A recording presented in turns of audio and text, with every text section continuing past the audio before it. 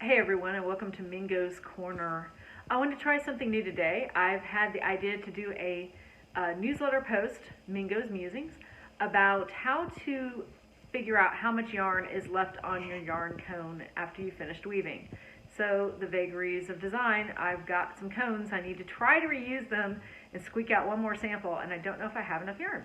So, today I'm going to step you through the math that I use to do this. It's not difficult and answer that age-old question for you.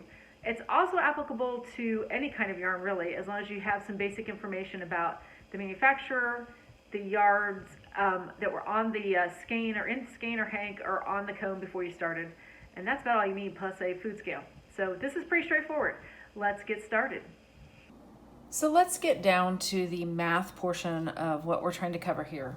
It's really not terribly difficult, but it does take a few tools. You're going to want to know a couple things about your yarn before you start. So if it's mystery yarn, that's not what we're going to cover here. We're talking about yarns. You can go online, look up some basic information about the yarn itself. So when I get yarns from vendors, I always write some basic information on the tip of the cone here. I usually write the weight. This is really hard to read because it's a felt tip pen on a cardboard thing. But this says 8/4. It tells me that it's tail, which tells me that this is cotton tail, which is a yarn I get from Cotton Clouds. And it's an 8/4, meaning that there are 4 plies of a size 8 yarn plied together in this yarn. This is comparable in weight to rug yarn, but this is a much softer yarn than rug yarn. I'm using it for towels, and I'm going to have to see what I think of it. But so far, I've been very pleased with it. And because of the vagaries of designing, I might need to actually order more. But I don't know, so that's why I need to know what's on the cone. So I looked up online, and Cottontail is 465 yards on a 4-ounce cone. Now that's on the Cotton Clouds website where I purchased the yarn from. I didn't have to do any measurements or look anything up. This is inside your cone. And these have obviously some weight. When you're sold yarn being sold wound on a cone, you're actually being sold 4 ounces of yarn. The cone is in addition to that weight. So when this came to me as a full cone, I asked Jody what the weight of her cones are, and she told me that they're 0.3 ounces. You can also weigh these on your scale. I usually come up with something about 10. So about 10 grams if you're doing grams as opposed to ounces. So 0.3 ounces or 10 grams is what this size of cone, which is usually what's inside a 4-ounce cone, weighs. If you're working with another size of cone, you may have to do a little digging around, weigh an old one. It's always helpful to kind of have that information written down someplace in a notebook for reference if you get larger cones. So what we need to do first is find out what this particular yarn weighed. Or weighs right now. So we're going to measure that first. We'll work in ounces for the first go round, and then we'll work in grams. So my scale, this is just a typical food scale. This is an old one. I don't know if this particular scale can still be purchased, but a food scale is helpful because a food scale can go down to very small increments. This one will do 1/8 of an ounce, and it'll do 1 gram. And I'm going to weigh this, and my scale says that this particular bundle right here, cone and yarn, is 3 3/4 ounce. So it's 3 3/4 ounces. So that's what I have. So 3 3/4 is actually 3.75. And if you're not real comfortable converting fractions to decimals and back and forth, do the metric way. It's easier. But we know that 3/4 becomes 0.75. So that's what my yarn with cone weighs. So now I know I need to subtract the weight of the cone inside, and my professional resources tell me that that's 0.3 ounces. So if I take 3.75 and subtract 0.3 of an ounce, I get 3.45. So I have 3.45 ounces of yarn right here. Great. So now what do I do with that information? Well, we know that 465 yards weighs 4 ounces. So from this, I can find out how many yards are in 1 ounce. So let's start there because that's going to give us some good information. So if I take 465 and divide it by the 4 ounces, it tells me every ounce of yarn So 1 ounce, OZ is an abbreviation for ounce for those of you who don't have that under your belts anymore. And 116.25 yards are what I'm going to find in 1 ounce of Cottontail 8.4. Now, you have to do this for every yarn. 8.2 is going to weigh differently. Bamboo 7 is going to weigh something different. Lots of yarns come on cones. They're going to have different weights. But once you figure it out, it gives you the number, your multiplying numbers are handy to keep in mind. So if you want to work in ounces at all times, make a note. 1 ounce of Cottontail 8.4 is 116.25 yards. So going from there, if we know I have 116.25 yards to an ounce and I have 3.45 ounces, then all I need to do is take that 116, multiply that by the 3.45 that my yarn actually weighs, and I come up with a number of 401 with some change. We're just going to go with the 401. My best advice here is always round down. That way you get, I would rather find out that I needed 90 yards and I had 95 than I needed 90 yards and I only had 85, right? So always best to round down on all these fractions and decimals when you can, just to kind of give yourself that little bit of fudge room. So I have 401 yards of yarn of 8.2 here. So that's handy to know. Now let's calculate that in metric. So the first thing you need to know about calculations for metric is 1 ounce is 28 grams. So if 1 ounce is 28 grams, then that means 4 ounces is 113 grams. So I'm going to take our 465 yards and I'm going to divide that by 113. And that tells me that each gram of yarn is 4.11 yards. Well, 4.12. We'll go 4.12. So I have 4.12 yards per gram. And I have 400, and now I have to weigh my yarn. Everything's shut off here. And we have to put this into metric. There we go, grams. So let's find out what it actually weighs. And my cone weighs 106 grams. So all of my yarn with the cone weighs 106 grams. Now I have to subtract the 10 grams that my cone weighs, because I don't want to figure this weight into my yardage. So I have 96 grams of yarn. And if I have 96 grams of yarn, and I know that every gram has 4.12 yards, then if I take 4.12, multiply it by 96, I get 395.52.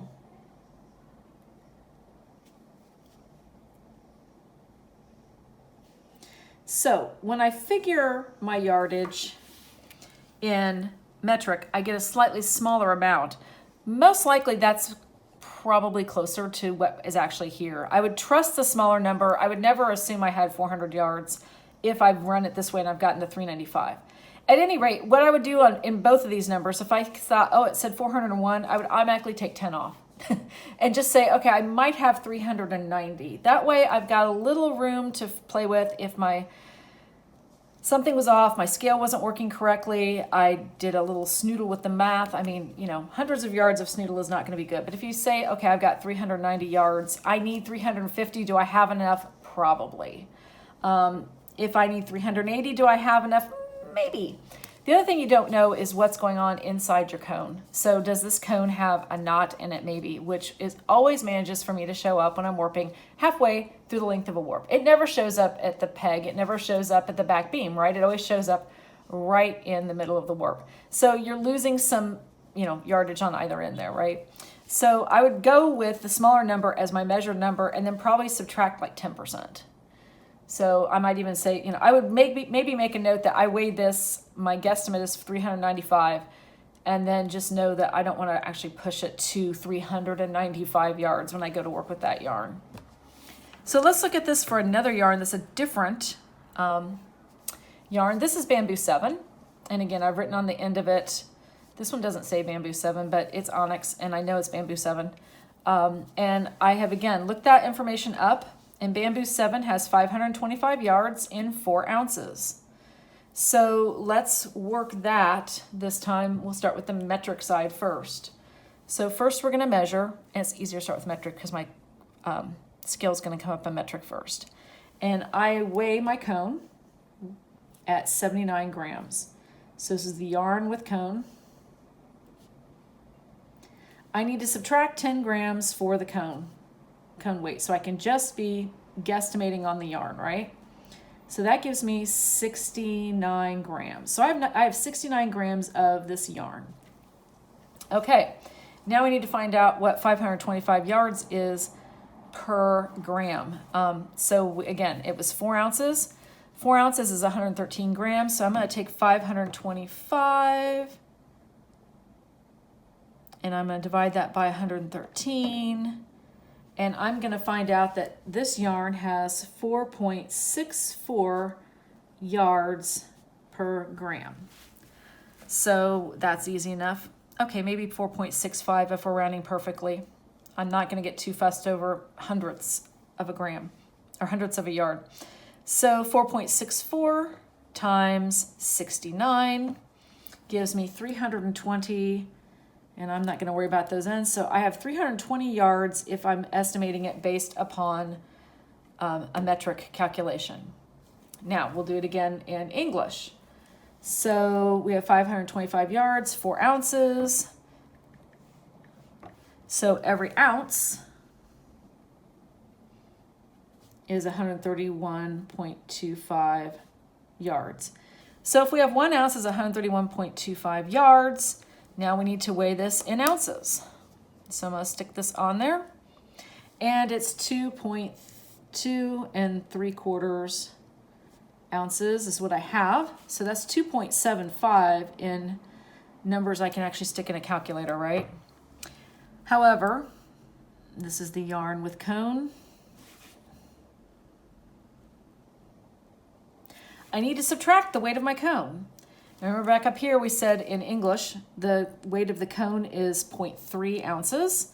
So that's the cone weight.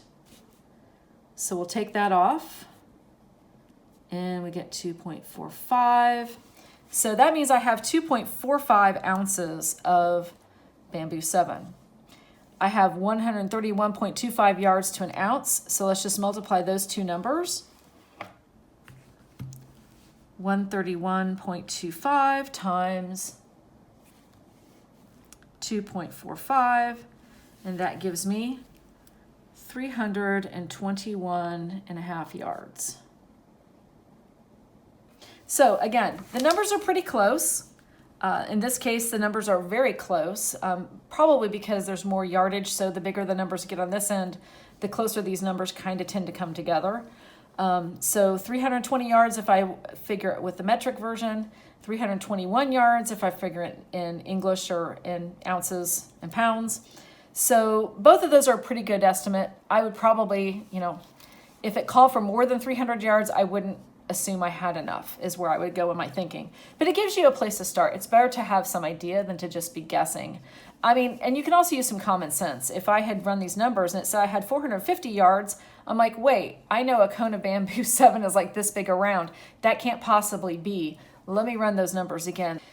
So finally, what if you wanted to do a yarn that doesn't come on a cone? Well, obviously we don't have to worry about cone weight. Yay! This particular yarn, and this is the only yarn I had handy with me to measure at this point, is called Chenille Love. It's from Rico Designs, and it is what it claims to be, a chenille type yarn. It's 100% polyester. I was doing some amigurumi crochet, made a little stuffed animal, and I had some leftover yarn from one of my skeins, and I thought, well, let's just see how much is here. So I'm looking at in this case, I'm going to look at the information on the wrapper of the yarn because I still have at least one of the wrappers. And it tells me that there's 100 grams, and in 100 grams, I have 110 meters of yarn. Okay, meters is not a real useful number for me. So I went online, and I looked up the fact that 1 meter equals 1.09 yards. Okay, that helps. So a meter isn't quite a yard, it's actually a little bit short. So the first thing I'm going to do for my own peace of mind is to figure out really how much yarn is here. So the one thing I did is find out how many ounces 100 grams is. Again, went online. If you just put in the search bar, meters to yards conversion, it'll come right up. It'll actually be a little calculator there. You can put in how many meters you have. It'll spit back to you how many yards that is. So 110 meters actually comes up to be 119.9 yards. So we have 119 yards, and 100 grams actually is 3.5 ounces. And again, I went online and looked up a grams to ounces converter to get that information. If we have 110 meters and we have 100 grams, then we're going to take the 110 and we're going to divide it by the weight, and we're going to find out that 1 gram is going to be 1.1 meters. Okay, but I don't want to work in meters. I want to work in yards. So again, we look up at our conversion up here where we learned that 1 meter is 1.09 yards. Again, a conversion factor I got off the internet. So if I take 1.1 times 1.09, I get 1.19. So that's we could round that up to 2. I'll go with 19 meter or yards per gram. Okay, so let's measure or weigh my ball of yarn in grams. And we find out that it weighs 13 grams. So coming back over here, we have 13 grams. We don't have to subtract any kind of comb weight or anything. And we know that every gram is 1.19 yards or 1.199 yards. We'll just leave that there since it's there. So we'll multiply that by the number of grams I have. And that gives me 15.58 yards. So I have something less than 15 yards here, perhaps slightly less than 15 yards. That's a good guesstimate. I have 120 yards. We're going to make that math easy. And we're going to divide that by 3.5 ounces. And that gives me this lovely number of 34.29. Well, I always say round down, 28. So that tells me there's going to be 34.28 yards per ounce. Now, again, let's weigh our yarn in ounces. And it says I have a half an ounce.